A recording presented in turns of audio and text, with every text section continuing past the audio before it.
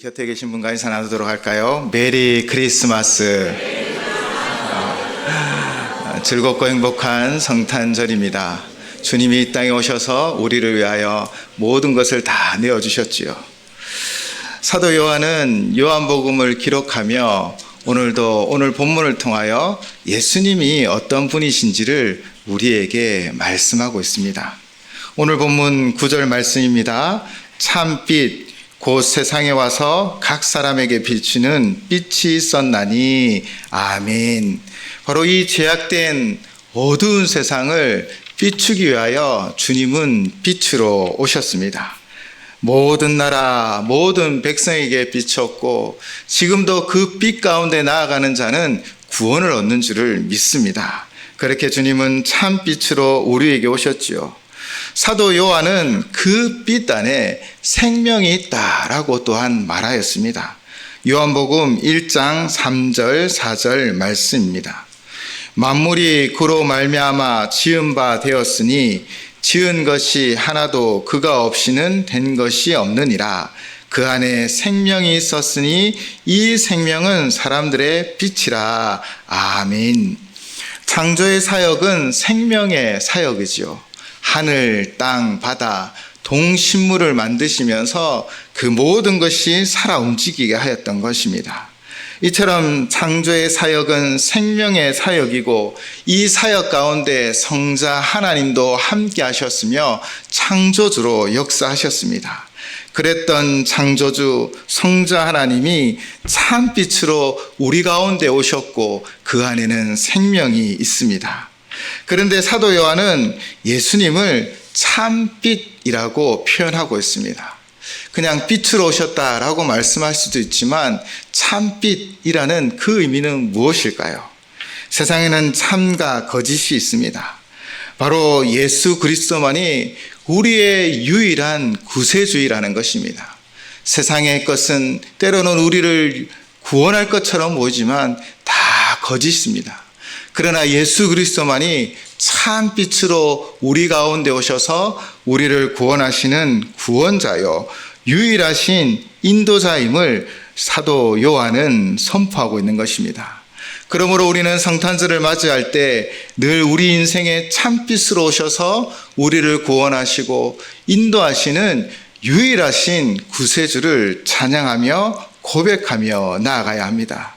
그 빛은 우리를 참된 생명으로 인도합니다. 미국의 정치가였던 벤자민 프랭클린은 자기가 사는 필라델피아 시민들을 위해서 내가 어떤 선한 일을 할 수 있을까 고민을 하다가 집에서 쓰던 등불을 이 밖에 걸기 시작했습니다. 자기 집 앞에 선반을 만들고 그 위에 아름답고 좋은 등을 하나 올린 것이지요. 그러자 동네 사람들은 이상하게 생각했습니다. 등불은 원래 집안에 두어서 집안을 환하게 비추는 것인데 왜 밖에 두는 것이냐? 이것은 다 낭비다라고 생각하고 서로 이야기하기도 하였죠. 그러나 하루 이틀 한 주가 지나고 한 달이 지나자 사람들은 깨닫기 시작합니다. 집 밖에 등불을 두니 밤에 지나가는 사람이 넘어지지 않았습니다. 멀리서 늦은 밤 집을 찾아오는 자들이 이 불빛을 보고 방향을 알 수 있었습니다. 그래서 이것을 좋게 생각한 사람들이 하나 둘씩 집 밖에 등불을 달기 시작했지요. 결국 길거리가 환하게 되었습니다. 이것이 오늘날의 가로등의 시작이라고 합니다. 만약 길거리에서 가로등이 없다면 어떻겠습니까? 얼마나 캄캄하고 어둡겠습니까? 세계적으로 가로등이 생긴 게 된 것은 이 벤자민 프랭클린이라는 한 사람이 주변 사람들을 위하여 집 밖에 등불을 단 이것으로부터 시작되었답니다. 세상의 작은 빛도 갈 길을 인도하여 줍니다. 그러니 참빛으로 오신 예수 그리스도는 우리의 인생을 온전히 인도하여 주시고 생명길로 이끌어 주시며 우리를 구원하여 주시는 유일하신 구세주임을 믿습니다. 주님과 함께 밝고 환한 길로 나아가시기를 축원을 드립니다. 그러나 안타깝게도 모든 사람이 예수님을 영접한 것은 아니지요. 오늘 본문 10절, 11절 말씀입니다. 그가 세상에 계셨으며 세상은 그로 말미암아 지은 바 되었으되 세상이 그를 알지 못하였고 자기 땅에 오매 자기 백성이 영접하지 아니하였으나. 아멘. 사도 요한은 인간의 최대의 비극은 참빛으로 오신 예수님을 영접하지 않은 것이라 말하고 있습니다. 피조물인 인간이 또 그의 백성된 인간이 바로 예수님을 영접하지 않고 거부하였습니다. 어떤 이들은 예수님의 공생의 3년이 너무 짧은 것 아니냐라고 말하기도 합니다. 그러나 이 3년이란 시간 속에 예수님은 무엇을 보여주셨습니까? 하나님께로서 오지 않았다면 도저히 할 수 없었던 수많은 일들을 보이며 자신이 메시아임을 분명하게 보여주셨습니다. 그러나 인간의 완고함과 편견 때문에 그분을 알지 못하고 그분을 거부하였던 것이죠. 그 이유를 사도 요한은 요한복음 3장 19절에서 20절로 기록하고 있습니다. 그 정죄는 이것이니 곧 빛이 세상에 왔을 때 사람들이 자기 행위가 악함으로 빛보다 어둠을 더 사랑한 것이니라. 악을 행하는 자마다 빛을 미워하여 빛으로 오지 아니하나니 이는 그 행위가 드러날까 함이요. 아멘.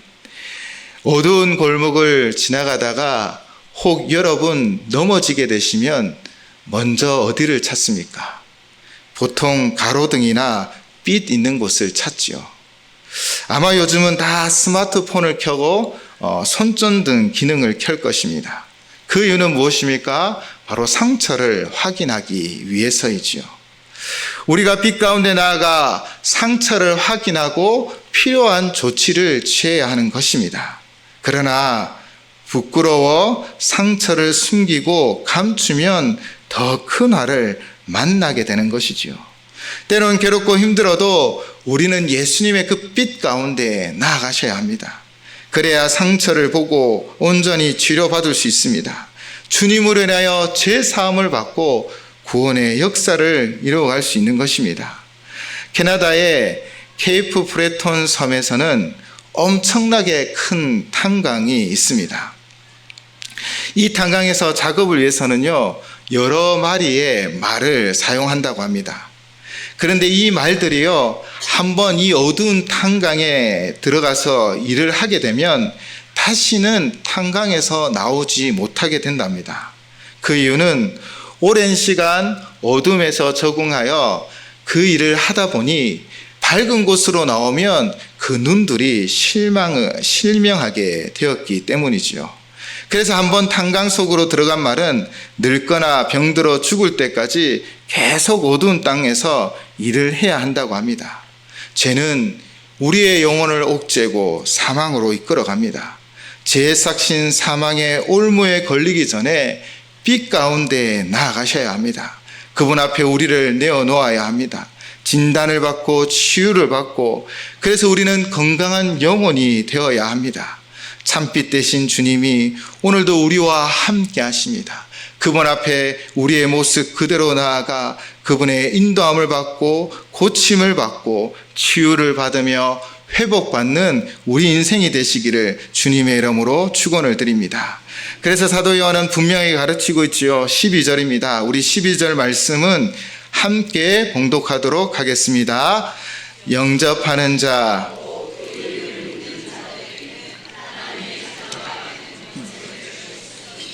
아멘. 예수님을 영접하는 자들, 그 예수님의 이름을 믿고 그분을 받아들이고 구세주로 믿는 자들에게 축복이 있습니다. 그것은 하나님의 자녀가 되는 권세이지요. 참빛으로 오신 예수님을 맞이하는 자가 바로 하나님의 자녀가 되는 것입니다.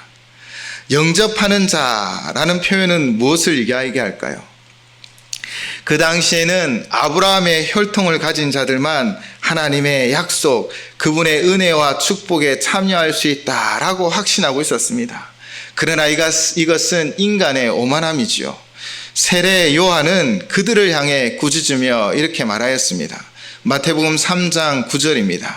속으로 아브라함이 우리 조상이라고 생각하지 말라. 내가 너희에게 이르노니 하나님이 능히 이 돌들로도 아브라함의 자손이 되게 하시리라. 아멘.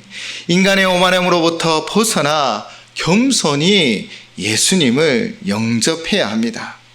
이 영접하는 자, 이는 누구나 다 영접하기만 하면 하나님의 자녀가 된다는 것입니다. 유대인이나 이방인이나 구별이 없습니다.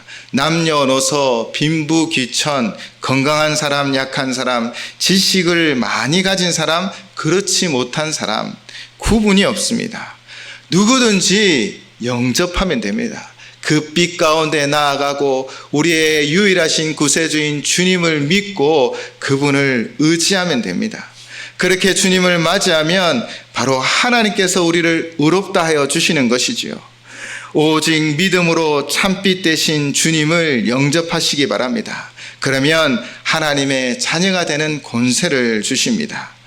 헬라어로 권세는 고난이나 허가를 의미하기도 합니다. 그러므로 이 구절에서 권세를 주셨다라는 것은 죄인이었던 우리가 우리의 공로와 노력과 자격이 아니라 바로 참빛이신 예수 그리스도를 영접함으로 하나님의 자녀가 되었음을 허락하셨다라는 것입니다. 즉 우리가 예수님을 영접하면 우리는 하나님의 자녀가 됩니다. 하나님께서 허락하여 주시고 나의 자녀다라고 말씀하여 주십니다. 그래서 바울 사도는 로마서 6장 14절로 선포하고 있습니다. 제가 너희를 주장하지 못하리니 이는 너희가 법 아래에 있지 아니하고 은혜 아래 있음이라. 아멘. 우리는 죄에서 벗어나 하나님의 은혜 안에 살아가고 있습니다. 이것이 바로 하나님 자녀가 되는 권세이지요. 그렇다면 하나님의 자녀는 어떤 모습으로 살아가야 합니까? 참회록을 쓴 어거스틴은 하늘을 바라보면서 늘 천국 소망을 가지고 살았습니다. 주후 410년 알레릭이 이끄는 동코르트족이 기독교화된 로마를 함락하고 불태웠던 적이 있습니다. 대부분의 그리스도인들은 모두 망했다. 주님을 섬기는 이 로마의 도성이 무너졌으니 망했다라고 절망하였죠. 그러나 어거스틴은 신의 도성이란 책을 쓰면서 로마 도성이 망한다고 하나님의 도성이 무너지는 것은 아니다 라고 그들을 가르치며 하늘을 바라보라 라고 말하였습니다. 하나님의 자녀는 세상이 무너뜨릴 수 없는 영원한 세계를 소유한 존재입니다. 하늘을 바라보시기 바랍니다.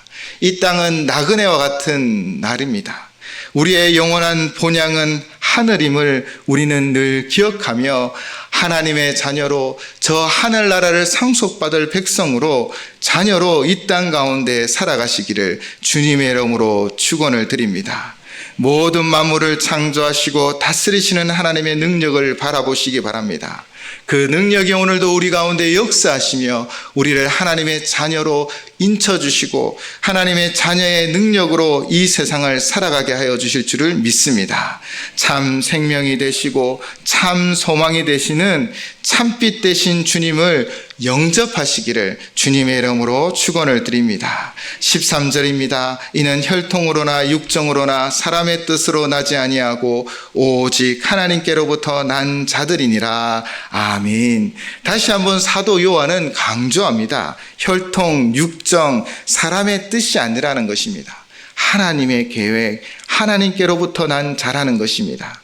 이 모든 것은 태초로부터 시작되어진 하나님 구원의 역사입니다. 이를 우리는 구속사라고 하지요. 바울 사도는 로마서 8장 30절로 말하고 있습니다. 또 미리 정하신 그들을 또한 부르시고 부르신 그들을 또한 의롭다 하시고 의롭다 하신 그들을 또한 영화롭게 하셨느니라. 아멘. 성삼위일체 하나님은 우리에 위한 구원을 이미 다 계획하셨습니다. 성부 하나님께서 독생자 예수님을 이 땅에 보내셔서 우리를 부르셨습니다. 예수님의 그 보혈이 우리를 의롭게 하였습니다. 성령님이 지금도 우리와 함께 하셔서 주님 오실 그날까지 우리를 보존하시고 바로 그날에 영화롭게 하실 줄을 믿습니다.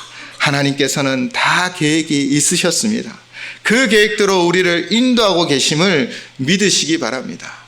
지금은 당장 나의 삶의 길을 이해하지 못하고 내가 바라고 원하는 길이 아닌 것 같아도 모든 것을 압력하여 선을 만들어 가시는 분이 바로 우리 하나님이십니다. 주께서 여러분의 삶을 의미 있게 하여 주실 것이고 지나온 세월을 뒤돌아보면 그 속에서 하나님의 그 은혜를 발견하게 하여 주실 것입니다. 이제 14절 말씀입니다. 말씀이 육신이 되어 우리 가운데 가심에 우리가 그의 영광을 보니 아버지 독생자의 영광이요 은혜와 진리가 충만하더라. 아멘. 성탄을 맞이한 우리는 참빛으로 오신 예수님을 바라보아야 합니다. 우리의 영의 눈을 열어 우리 구주 예수 그리스도의 그 영광을 바라보시기 바랍니다. 그분은 우리의 문제를 해결하기 위하여 이 땅에 인간의 모습으로 오셨고 또한 우리의 죄 사함을 위하여 십자가의 살과 피를 주셨습니다. 그리고 그분은 사망 권세를 이기시고 부활하시고 승천하셨습니다. 그렇게 성자 하나님의 영광을 회복하셨지요. 독생자란 우리의 유일하신 구원자라는 말입니다. 우리를 구원하기 위하여 그 유일한 길을 걸어가셨고 또 그 길을 걸어가는 우리를 반드시 구원하여 주실 그분을 바라고 그분을 찾으며 그분과 함께 동행하는 우리의 삶이 되시기를 주님의 이름으로 축원을 드립니다. 그 삶의 은혜와 진리가 충만할 줄을 믿습니다. 함께 기도하시겠습니다.